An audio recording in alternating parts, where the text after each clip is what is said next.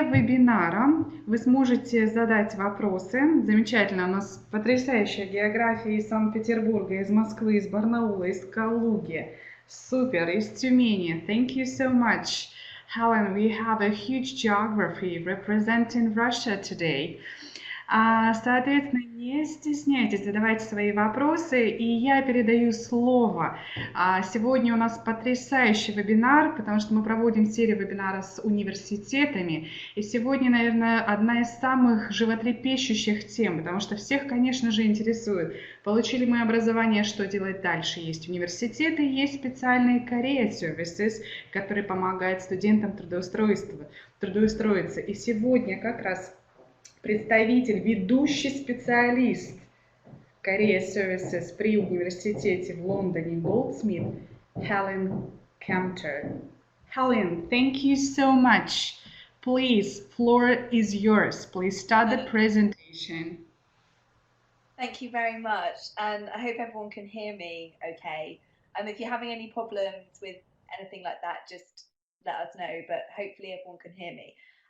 So yeah, as you've heard, I'm Helen. I work in the career service at Goldsmiths, which is part of the University of London, and my title is Senior Careers Consultant. So what that means really is that my job is to support students at Goldsmiths to think about their next step after they finish their degree, and to help them to take that step, so help them to get the skills and experience that they're going to need to move on to the next thing. And also part of my job is to talk to people like you who might be thinking about coming to Goldsmiths about the same topics, about kind of careers, employability, finding work. So that's a bit about me. Really nice to see so many of you today. So in terms of what we're going to cover in the next hour or so, I'm going to talk about three main things really. The first one is advice about working in the UK. So I know lots of you, if you're thinking about coming to study in the UK, you'd also be thinking about working here either during or after your studies as well. So a bit about how that works. A little bit about what graduates from Goldsmiths go on to do. And then a bit of information about what the career service does. So if you were to come and study at Goldsmiths, how do we support you with all this stuff? So they're the kind of three main areas that we're going to cover. If you've got any questions at any time, please do feel free to put them in the chat box at any time. I might not be able to answer them as we go along because of time, but hopefully at the end I'll have some time to look at your questions and answer them. Okay, so yeah, please put your questions in the chat box at any point that you want to. Okay, so we're going to kind of start off really with just thinking about, I suppose the most important thing really is if you're thinking about working in the UK, what is it that employers in the UK are looking for? So I thought I'd start off with some information from a survey. So you can see at the bottom of the slide, this is from the CBI Education and Skills Survey. So CBI is a grouping of lots of employers in the UK. So they do a survey. They asked about 600 different companies who employ about 3 million people. So that's more than 10% of the people that are working in the UK. And they asked them, when you're recruiting graduates, when you're looking to employ graduates, what are the most important things that you're looking at? And they gave them these 6 options, so which you can see A to F on the screen. So I just want you to have a think about, and you can type your ideas into the chat box as well.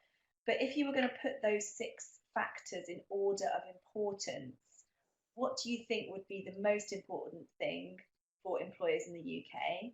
And what do you think would be the least important thing, and everything in between? So would it be important, would the most important thing be which university you went to? Would it be the result in your degree? Would it be your languages?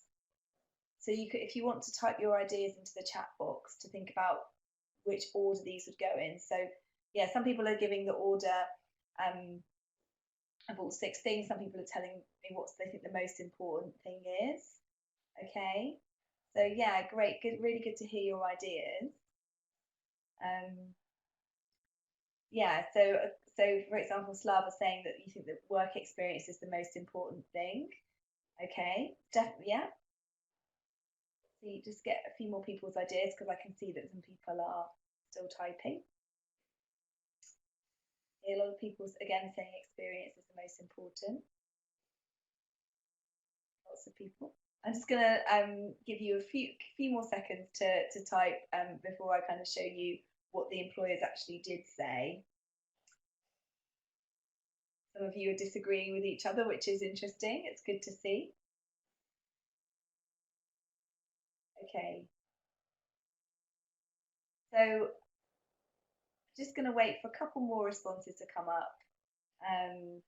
Yeah, lots of people thinking that the most important thing is experience. A couple of people are mentioning visa situation. So obviously we will touch on that later, but yeah. Okay, so just to show you what the employers said in this particular survey. Okay, so this is kind of the results. So what the employers were saying, so 87% of them were saying that the most important thing is the skills that you have. So that was kind of what they called in the survey attitudes and aptitudes for work.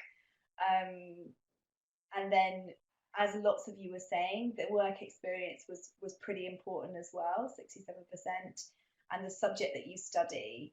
So these were kind of the key things that, you know, a majority of employers were looking at. Also the result of your degree. And then actually what wasn't so important was the university that you went to, so the particular university you attended, and also language capability. Now that might be quite surprising, but the situation there really is that for some employers they would need people with language skills, in which case for those employers it's very important, but it wouldn't be essential for lots of different jobs. Lots of you are mentioning in the chat box about visas. I will touch on that briefly. I'm not a visa specialist, but we will talk about that, because obviously that is something that you need to bear in mind when you're working in another country. So we will come on to that. So the most important thing for the employers in this particular survey were the skills, employability skills. So I want to ask you another question now. What do you think they had in mind when they were thinking about these skills, attitudes and aptitudes for work? What kind of things were they thinking about? What would be some examples of skills that they might be looking for? What types of things do you think they would have in mind? We've got a couple of ideas coming in already. So proactivity. That could be something, definitely. A few people are coming up with some ideas. So what kind of things that, have they got in mind? So a few people mentioning things like communication, problem solving, wanting to learn and to experience new things. Determination is important. Loyalty, so they want you to stay working with them, possibly. Yeah, experience. So it's a range of things, isn't it? I can see lots of different ideas coming in that people are thinking about in terms of what employers might need from these particular skills. Willing to work hard is very important. Yeah, so lots and lots of different ideas. Luck. Luck comes into everything, unfortunately. Okay, and then someone's mentioned that it depends on what job you're going to do. And that's obviously true as well. So I'm thinking more in general, what would employers be looking for? Okay, I'm going to show you some examples to move on. So, I mean, it could be lots of different things. And as lots of you have said, it depends on what job you're going to do. So these are kind of things that generally across different businesses, different sectors are going to be useful in terms of the things that they might be looking for. So communication skills, so whether that's spoken or written communication, often the ability to persuade other people of your point of view is quite important in the workplace. So putting your ideas across and being heard. Teamwork, so most jobs you're not working by yourself, you're working with other people, so knowing your role in a team and making sure that works well. In a lot of jobs there'll be some element of analytical skills, so the ability to kind of think things through, be logical, reason carefully, and being able to deal with data and information, and that obviously what type of information will depend on the type of job. You need to think about managing your time. In most jobs, you have quite a lot of autonomy in terms of how you manage your time, so it's getting things done. Obviously, general kind of intelligence, academic achievement, so your ability to think and to come up with ideas. Judgment, decision making, so being able to decide the right course of action, the right way to do things. Commercial awareness is something that lots of employers say is important. So it's understanding the business, how that particular sector operates, what they're trying to achieve, what their overall goals are. And then a few other things. So as I mentioned when I talked about communication, negotiation and persuasion is important. Leadership, so whether you're in charge or not, but being able to kind of lead in particular situations, being organised. Lots of you mentioned perseverance and motivation, kind of being determined to actually do the job. And I think that's important because there might be lots of jobs that you feel you're able to do, but you might not have the motivation to do them, so that part is important as well. And then actually confidence, so being confident in your abilities. So lots of the things that you were saying, really, and I would agree with all the things that you were saying too in the chat box. Someone's mentioned, Slava's mentioned, is it really so necessary to have communication skills for developers as an example? And yeah, I mean, these are general skills that would be useful in any job, but I'd say even if you're working as a developer, you need to be able to communicate at the very least with the people who are managing the project that you're working on. You need to understand what the whole project is trying to achieve. So you have to be able to communicate with them how your part of the project is going. So normally if you're working on software development, for example, it can be quite a complex project. Different people would be working on different parts of it, and they would need to communicate with each other to make sure that they all were working together. So it would be different types of communication, but in most jobs you need to communicate in some way with other people. But yeah, this is a general list. It's just to give you an example of the type of things I'm talking about when I'm talking about these skills. And one thing I'd say, and this is again a generalization, not saying that this is true for every employer, but many employers, and as we saw when we looked at what was important to them, they're more interested in you as an individual and the skills that you have than in the specific things that you learnt on your degree. So it's really thinking about developing and being able to talk about your skills and what you can do as an individual. If we go, I'm just going to flick back a couple of slides. So they're saying that the skills are the most important thing, above everything else, more important than the university you went to, for example, which might give them some idea about what you were studying. So I think that's an important thing to bear in mind, because that kind of informs the whole process that you'll be going through when you're looking for work. So it's just something to remember. And I suppose, and this comes back to a little bit what some of you were saying about the visa situation. It's not necessarily, there is a process to go through to think about getting a working visa after you graduate, and there's no magic formula for doing that. However, I think one thing that can really help is while you're studying, so if you come to the UK to study while you're studying here, getting as much experience as you can during your studies. So I would say that would be a key thing that you could do if your aim was to stay and work in the UK after your studies. So this could be through a whole range of things. It could be through internships, so companies that are offering short-term work to you to help you develop those skills.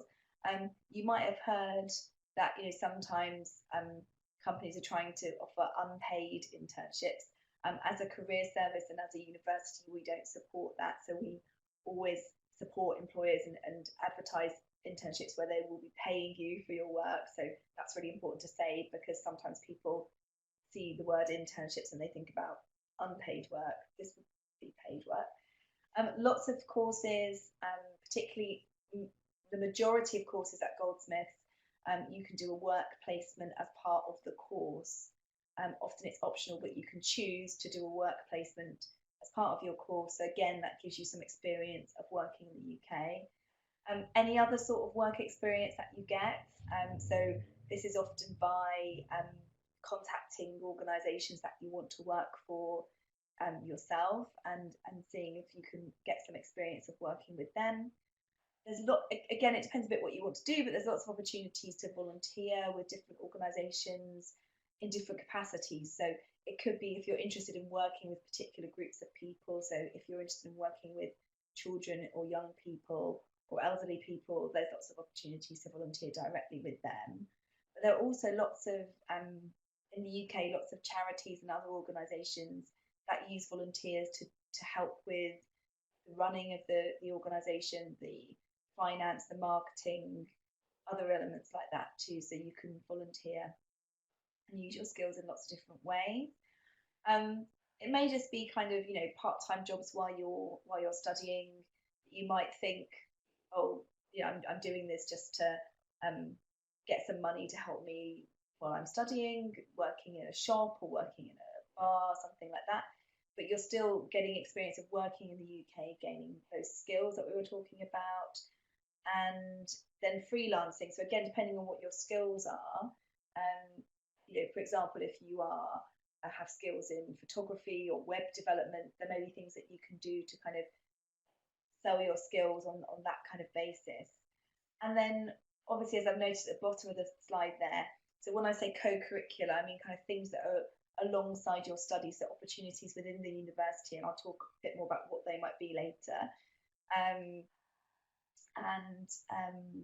Academic activities, so things that you get the chance to do as part of your course, they're really important as well. So as part of your course that you're studying, you might also get the chance to work with other people on your course, work on projects, deliver presentations, that kind of thing. So I'd say this is a really key thing. So yeah, some people in the chat box are asking about part-time work, so I'm going to talk in a bit more detail about that now, actually. So yeah, and some people are obviously already aware of this because I can see that in the chat box. And so obviously there's some, if you're wanting to get experience while you're studying, there's some practical things to think about. So do you have the right to work? And again, it depends on the visa that you have, but most of you, if you come here on a tier 4 student visa, which is what the vast majority of students would have, you can work during your studies. And as some of you have already said in the chat box, you can work for up to 20 hours a week in term time. So it's quite a lot of time. It's enough time, I think, to get experience, because obviously during term time you also have your studies to do as well. So alongside that, it's plenty of time to work. And then in the holidays, the vacation periods, you can work full time, so up to 35, 40 hours a week.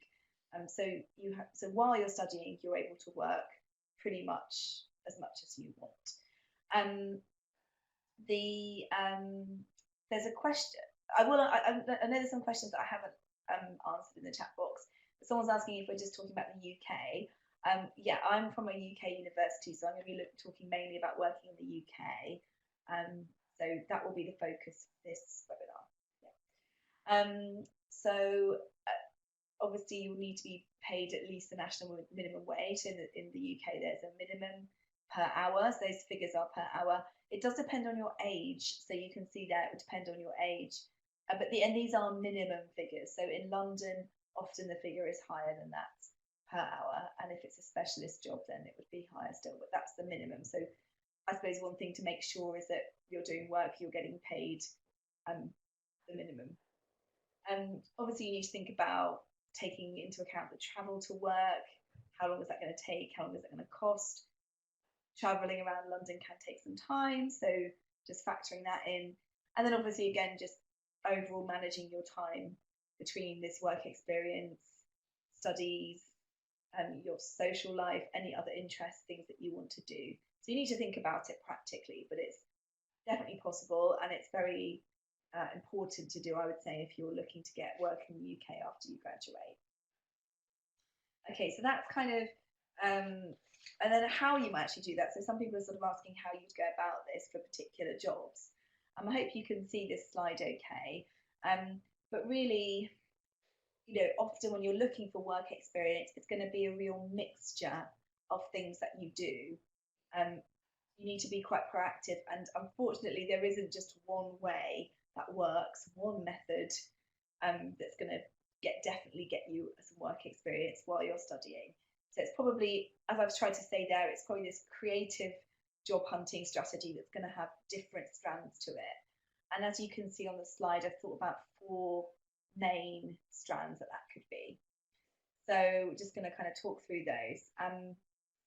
Like I say, the thing I would stress is there isn't one approach. It's probably using multiple strategies, using a range of strategies. So the first one, to sort of go down from top to bottom, is advertised jobs. So there are obviously companies advertising, saying, you know, we have this vacancy, we'd like someone to come and work with us. So I've listed there some general job boards. So these are all things, if you were to just search for these online, UK as well, you would find them. So Job Online, Target Jobs, Total Jobs, these kind of general job sites. And obviously there would also be specialist ones for the organisations that the sectors that you're interested in. So for example, there's quite a useful website called prospects.ac.uk. I'll just type the link into the chat box because I didn't put it on this slide, where you can look at different roles and jobs, and for each job it will give you some ideas about where you can look for jobs in that area. So that would be quite useful. Also professional bodies. So someone mentioned about architecture. I will come back to these questions, but just as an example, so architecture has a professional body, like an organisation in the UK, which is called the Royal Institute of British Architects. So they would have information about jobs, and then also recruitment agencies. Getting in touch with them to see what vacancies they have, and using them to help you find a job. Again, there's quite a useful website, which I'll just type into the chat box, which gives you a bit of an idea about where you can find some details of recruitment agencies.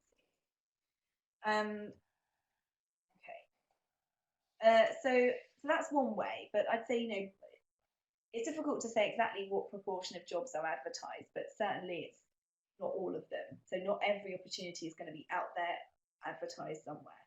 There's other ways as well. So there's the other kind of aspect, which is kind of online marketing yourself, networking, getting yourself kind of out there, if you like.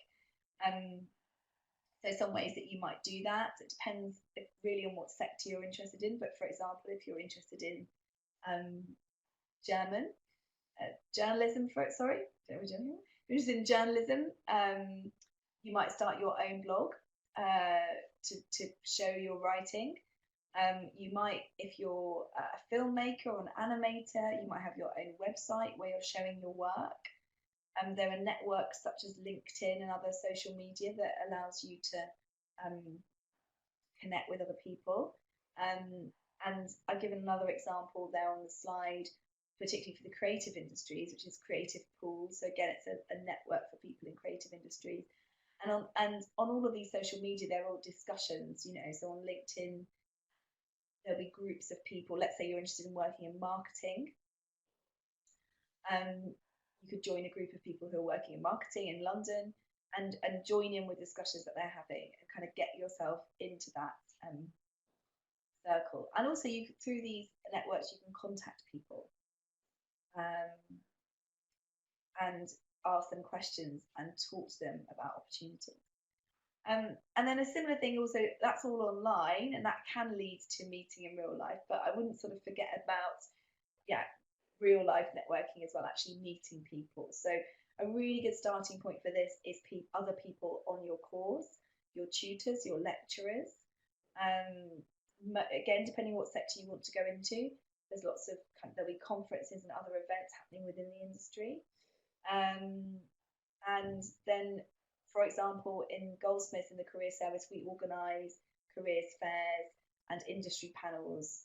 So careers fairs where we have lots of employers coming in talking about what they do, but industry panels, a panel of professionals from a particular industry discussing what it's like to work in that industry. And then, as you can see on the bottom right of the slides, Goldsmiths Career Service is part of the Careers Group, which is the University of London Career Service, which is the biggest career service in higher education in the UK. So they also organise large events with lots of employers coming along to them where you can go along and meet lots of people. So there's kind of like real life stuff. And then there's also speculative applications. So really this is about identifying companies that you might want to work for or get experience with and just contacting them speculatively, getting in touch with them and sending them, examples of your work, or thinking about how you could work with them. And it's not just a case of thinking, right, I want to work in an advertising company. So I'm going to send my CV to 50 different advertising companies in London. It's more about thinking, okay, so which advertising companies would I be really interested to work in, putting something together that's really tailored to them, why you want to work with them, and then hopefully they would want to have a conversation with you going on from that. So in terms of how you get this experience, it's a real range of different things. I think though it's worth saying, particularly with the speculative approaches, that it works better in some areas than others. So if you're thinking about working in kind of creative industries, the media, in research, think tanks, policy, charities, NGOs, that works quite well. Organisations in the public sector, or kind of really big organisations or sectors like finance and banking, it's less likely to be successful. So that you then be relying on the other approaches, the advertised jobs and the networking. The speculative applications might not work so well for some sectors. So it would definitely you'd obviously always be thinking about what you were going for.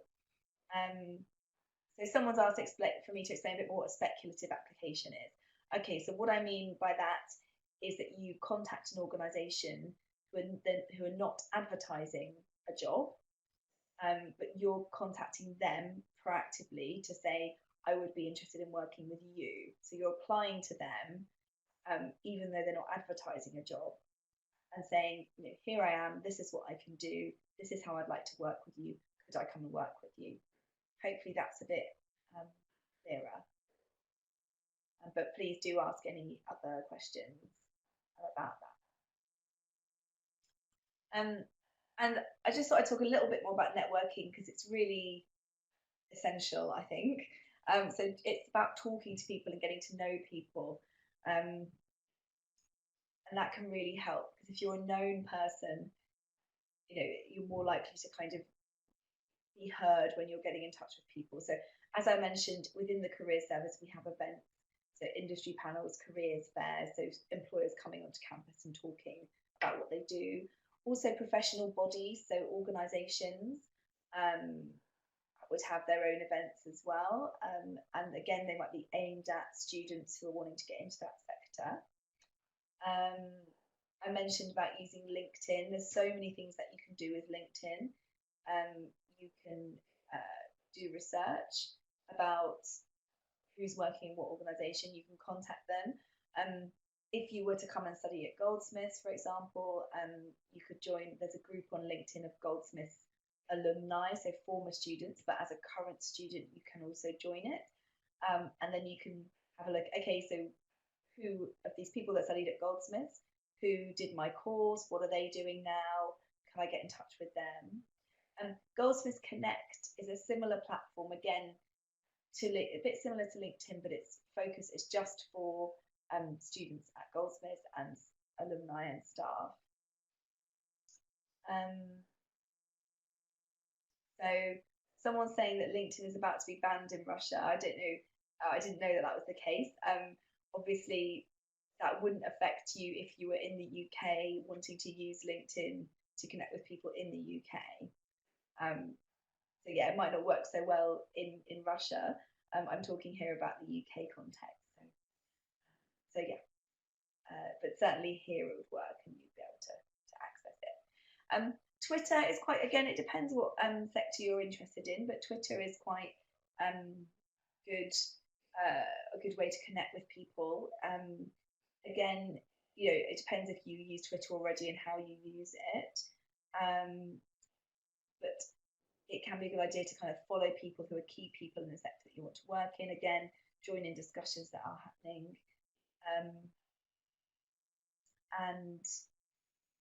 Yeah, think about ways of connecting like that. And then just socially, so if you're just thinking about who you know and who you can talk to, who's around you already. So as I say, a starting point is there's other students and staff in the university and kind of going from there. So it's really, really important to make these connections. In terms of how that actually works, and I'm thinking more about when you are thinking about getting jobs after graduation. I thought it might be useful to say a little bit about what the recruitment process would look like. What kind of things would you have to do? And I'd say, you know, in terms of the selection process, so how do they decide who they're going to recruit? It would vary slightly between large organisations and smaller ones.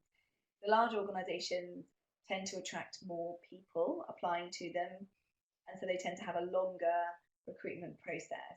There might be kind of multiple stages. So you might apply online, then you might have an interview by phone, then you might go for what's called an assessment centre, which is usually a day where you do lots of different tasks, where the employer is assessing you on different skills. So they might be assessing you on giving a presentation, working as a team, doing technical tasks if that's relevant to the job, and then an interview as well as part of that. Smaller organisations, as I say, it might be a shorter process, so normally you'd apply. And again, it could be with an application form, it could be with a CV, it could be with a covering letter or personal statement. So really where you're writing something about what you, why you want the job. Sometimes you need to do some kind of exercise as part of that process. So they might ask you, for example, someone mentioned earlier about working as a developer. So if you're going for a job as a developer, they might ask you to do a programming task to see that you can do that. And then usually an interview as well.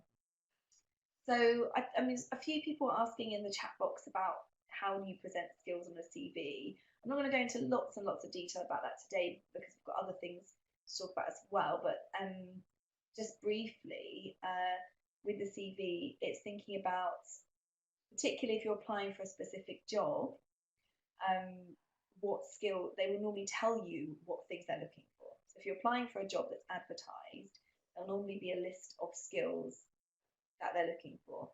So you would focus on those in your CV. So how do you meet the criteria that they're looking for? And giving examples of your previous experience that is relevant to the job that you're going for. And then really think about the skills. So coming back to this, what we were talking about in the beginning, about your communication skills, teamwork skills, how you use it and what the outcome was. And then often if you send a CV, they'd also ask you to send a covering letter to go with the CV. So that complements the CV. So it doesn't just repeat the CV, but it's kind of bridging the gap between the CV and the job. So you're saying, you know, this is my CV. This is why I want this particular job.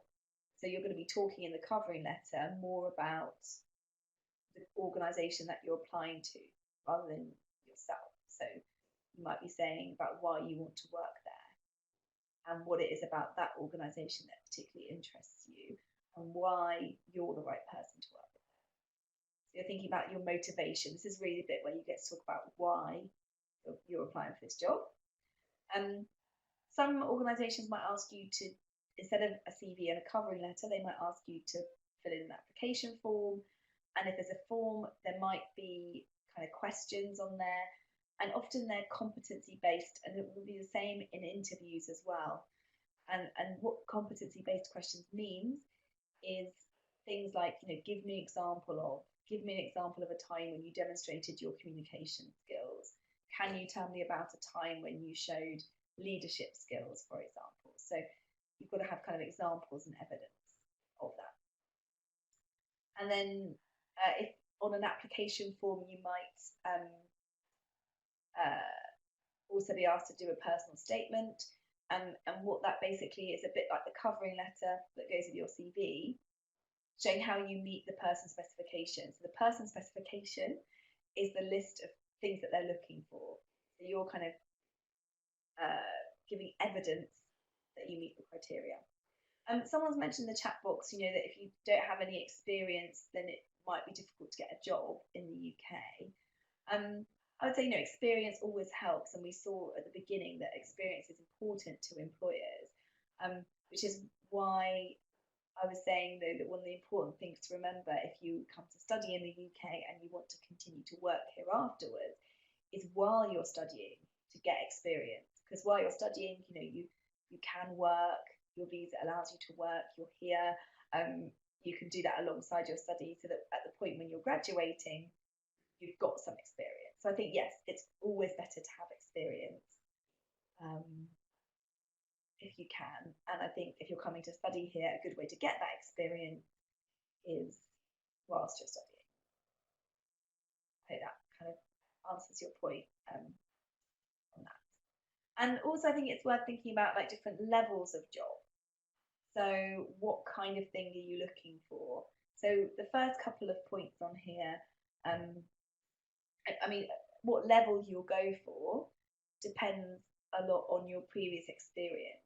So if some of you have quite a lot of work experience already in a particular area, perhaps in Russia, then you could think about looking at the bottom of this list, what organisations usually call experienced hires. So, you know, you already got some experience in that field and you're now moving to use that experience in a different location. So that would be, you know, if you already have experience. If you don't have lots of relevant experience, you've got other options. So the first two things, internships and work placements and work experience, are things that you could do, as I say, alongside your studies. So a work placement would actually be part of your course, and work experience internships are things that you can do alongside your studies. They would be the sort of things that you'd be looking at while you were here. And then once you're looking for the jobs after you graduate, you'll be looking a lot at what might be called entry-level positions. So the positions that you enter a company or an organisation at. Often it's a bit hard to generalise about job titles. It depends on the type of job you're interested in. But often they'll have things like assistant or executive in the job title. Gives you a clue normally that it's that level. Lots of big companies also have graduate schemes. So these are designed for people that are graduating to go into the company and get experience of different parts of the organisation. So, coming back to the issue about visas, lots of large companies with big graduate schemes are set up to sponsor international graduates as long as you meet their criteria and go past their recruitment process that we talked about. So that could be something to think about as well. I thought it might be worth talking about, because I'm aware there might be some cultural differences. So you might be thinking, you might be a bit concerned about all of this, thinking, are there differences in how I might approach people in the UK as opposed to how I might do that in Russia? Can I just write to someone and ask them for a job? How do I approach people? And I'd say a little bit these questions depend on your own experience that you have already, the type of jobs that you're going for. But I'd say, you know, in terms of, you know, you can write to someone and ask for a job. And the important thing there is to show why they should pay attention to you, why they should think about giving you a job. So it's more about demonstrating your skills really than anything else. So I just thought I'd give you some examples of things that you may or may not do. And if anyone's got any thoughts on any of this, then do comment in the chat box. But I don't know, and these may be things that are similar to your experience already in Russia or different. But I'll just talk through some of these. So for example, calling someone and asking why you didn't get the job, that is acceptable to do that. So if you apply for a job and you don't hear anything back or you're unsuccessful, it's acceptable to call and ask for feedback and get some ideas about why you weren't successful, and that can obviously help you in future. So definitely that's something to do. Obviously someone that you can ask a casual acquaintance if they know of any jobs. Again, yes, even if it's someone you don't know very well, you can talk to them and ask them, do they know anything that's happening? You can send an email speculatively asking for a job. So again, speculatively meaning they're not advertising any jobs, but you are just emailing them to see if they have anything. Again, that can work. You can definitely do that. The important thing is to really tailor it to that person. So not just send the same email to 50 different people, but really tailor it and talk about why you want to work for that particular organisation. Language that you're using. So using formal language in a covering letter, I'd say, again, that depends a bit on the sector, but you do want to keep your language quite formal and quite professional. The penultimate one there, so you can pop in somewhere and hand in your CV. That's definitely possible to do. That would be more appropriate for perhaps part-time work during your studies. So you can pop into a shop or a bar or a restaurant and hand in your CV. That might be less effective for other types of organisations. So it's kind of thinking about where you're going. And then just things like interviews. So yeah, normally when you're going into interviews, shaking hands, those kind of things. So just kind of being aware of those cultural differences as well. I thought one thing you might be interested in is what Goldsmiths graduates go on to do. And I've put together some information sheets for each department, which are on our website. And I think it was mentioned earlier that you will get copies of these slides, so you can have a look at these links. And then we've got lots of information on our website with stories of alumni, former students, including international students who've gone on to do things on our site there. But just to give you an idea of, I suppose, what many graduates go on to do. So if you don't know much about Goldsmiths already, the main sort of subjects that we offer are in creative arts, humanities, social sciences.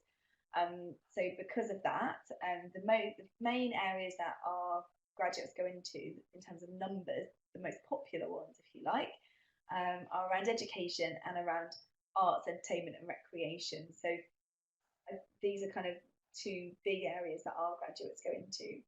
It's related very much to the subjects that we offer here. So they would be the kind of two big areas that we would look at. But really, people go into a whole range of things across almost every type of job that you could imagine, really. So I'm not going to show this video because of time, but you'll get this slide and you can have a look at the link. But for example, just give you an example of an international student who was graduated. So this was Natalie, who is from California, and she did a master's in arts administration. And she, so as I was saying, what she did was got experience during her studies. So she did an internship there for 5 months while she was studying. So she was working alongside her studies. And then she got a full-time job there in an organisation called the Audience Agency. So it's a marketing organisation looking at building audiences. I can see a few people chatting in the chat box about visas. I think I did mention that I'm not an immigration advisor or a visa specialist, so I can't give advice about visas, but one person is mentioning about the migrant labour market test. So you might not, I don't know if all of you will know what that is, but basically sometimes, so if you wanting to come from Russia to work in the UK without studying here, you would have to show that there's no one in the UK or the EU that could do this job. However, if you're a student and changing from a student visa to a work visa, then you don't have to pass that test. They can sponsor you anyway. So that's not relevant. So someone who's saying it's hard to pass that test, if you're changing from a student visa to a work visa, you don't need to pass that test. So it's irrelevant. So that part of it is fine. And someone's mentioning about the number of companies that can provide you with sponsorship. I actually don't know the figure, but I'm sure you're right about 30,000 companies. That's still quite a lot of companies.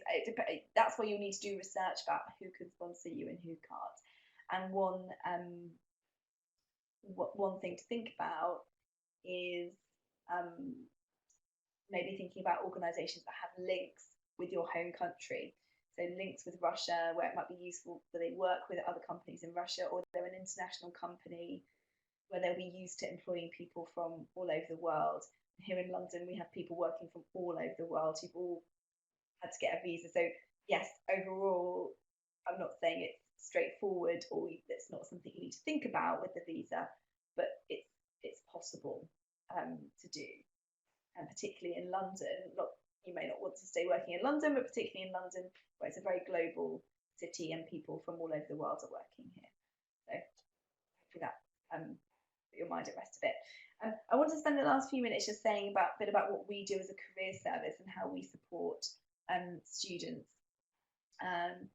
We do a lot of different things, which is detailed there. So, I mean, the main thing is that we offer one-to-one appointments. So any student can come and see us at any time and talk about these things. So, like, for example, all the kind of questions that you're asking, we can deal with on a one-to-one basis if you were a student here. So, for example, if you wanted someone to look at your CV and give you some feedback on it and help you to improve it, or if you wanted just to talk through how you were going to get some work experience, where specifically you're going to look, or just what your options are. So if you're not sure what to do after you study, you could come and talk to us about that. So lots of ways that we can help. We also offer practice interviews. So if you have an interview of any sort for a job, you can kind of have a mock interview and get some practice. And then we have lots of information that we can help you with. So kind of just looking at what's out there for you. We have specialist information staff that can help you with that. As I mentioned, we also have industry panels and fairs where employers are coming into campus. And we also do a particular workshop about working in the UK that's specifically for international students. So it covers a lot of the things that we've talked about today. But we also do that in conjunction with the Immigration Advisory Service at Goldsmiths. So I would say, lots of you are asking questions about visas, and I understand it's a really important topic, that you need a visa to work in the UK. So any particular questions about visas, I would say the link is there for you to visit the web pages for our Immigration Advisory Service, but they would be able to kind of answer your questions about anything related to that. But we do work with them to support you as international students. We have lots of links with employers. So here are just some examples of people who've come into campus. So British Academy of Film and Television Arts. So that's obviously if you're interested in working in film and television. The Civil Service. The Economist. So if you're interested in kind of journalism, finance, writing for them. The Red Cross, which is obviously a large charity. Victoria and Albert Museum, which is a large museum in the UK. So kind of looking across a range of things that students are interested in doing. We also help you to get this work experience that I've been saying is so important. So we do offer some paid internships. Again, you'll have all these links, but we do set up some paid internships for current students, which are advertised at that link that you can see there. Lots of courses have a work placement, so depending what course you're planning to do when you come here, many of our courses have a work placement as part of the course. And at that link there, you can see the second link on that page, that slide, you can see a list of which courses have a work placement. Yeah, someone's mentioning about a list of companies that will sponsor tier 2 visas. There is a list.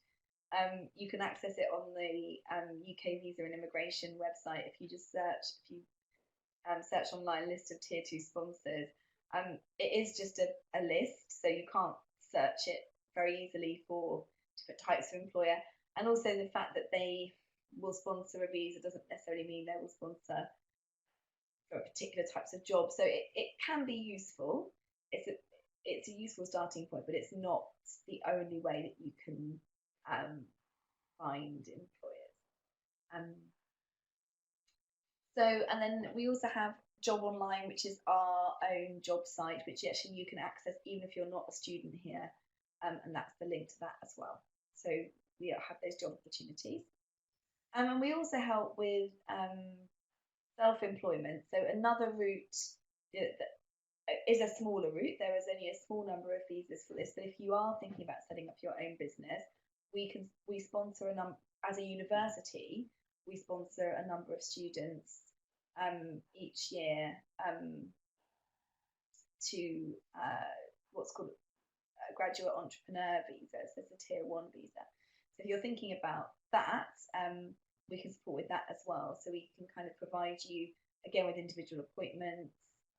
There's lots of information about awards and competitions that you can get funding for your business ideas. And then we also organise events such as boot camps where you get together with other students and get kind of training in these things.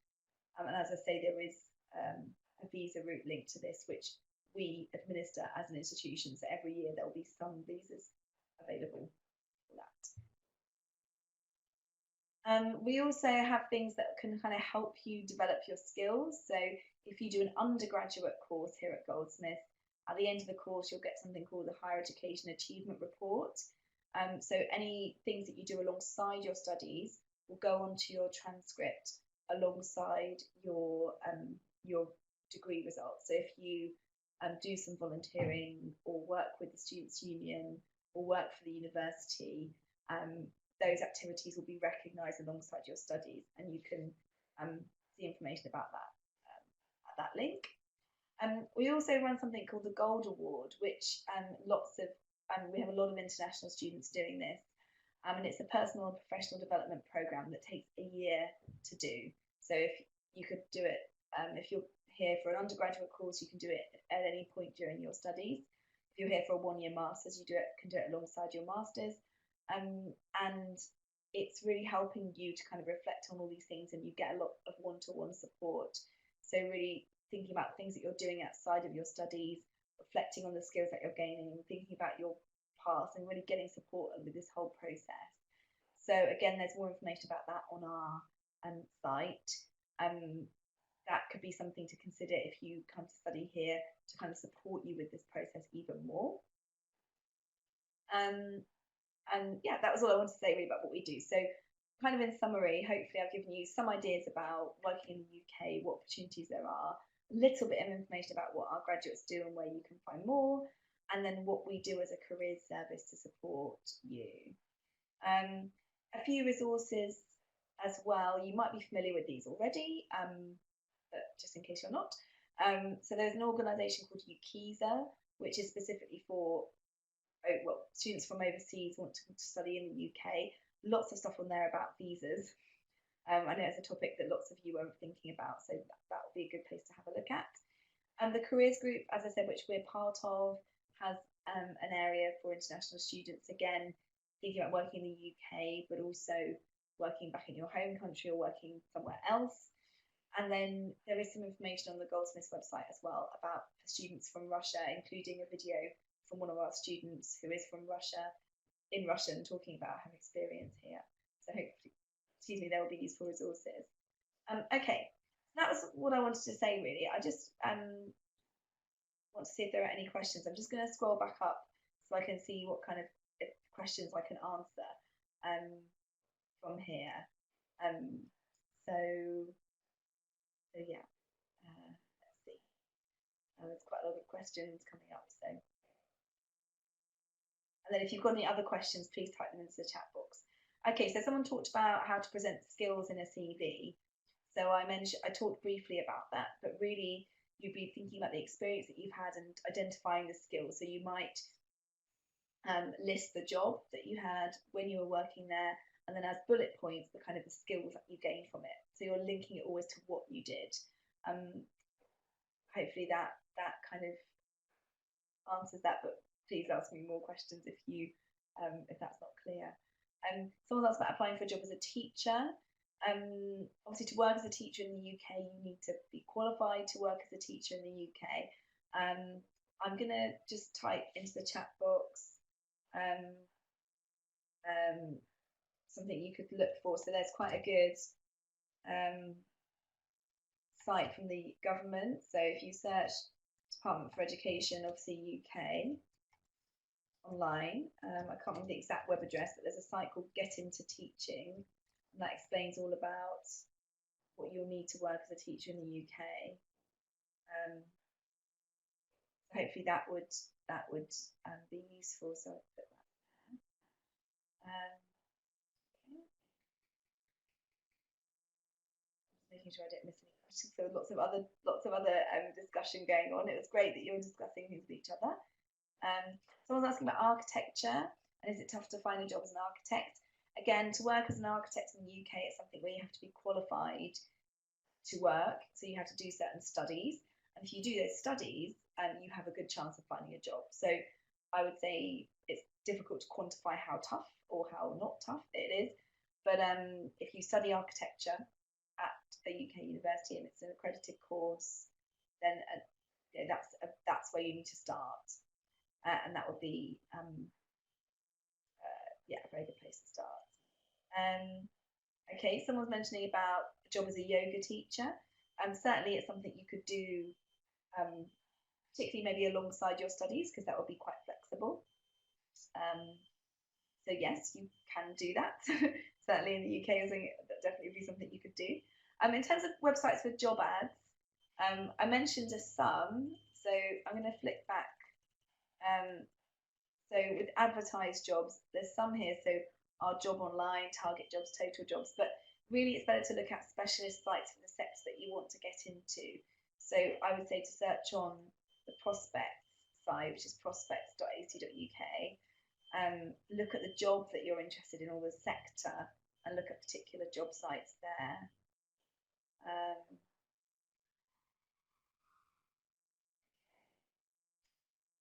And then, yeah, lots of you asking about getting the presentation. So you'll have the recording of this webinar, so you'll have the presentation there.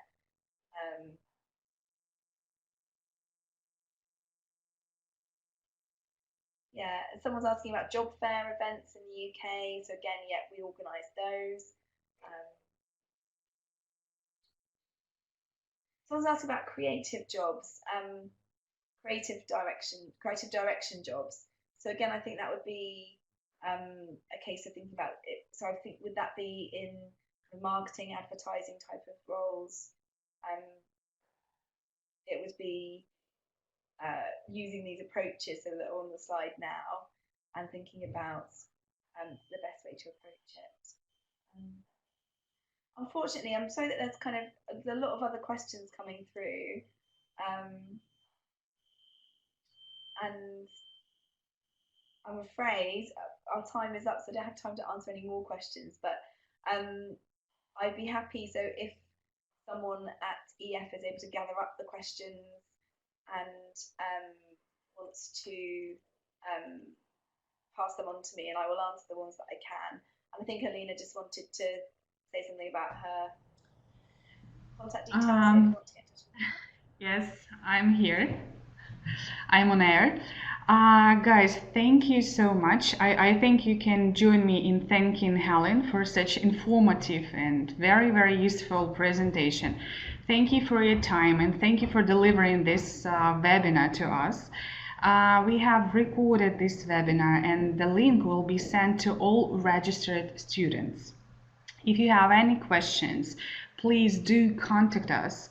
We are EF Education First, and we are based in Moscow, St. Petersburg, and Vladivostok. So here's the contact information. Please join us and see other webinars that we are going to provide later. And once again, Helen, thank you so much Thank you. for Thanks this everyone for taking part. presentation.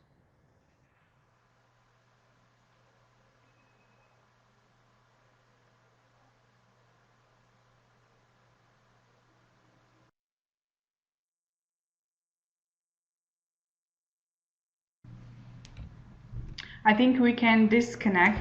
Helen, thank you once again. Goodbye, guys. Goodbye. Thank you.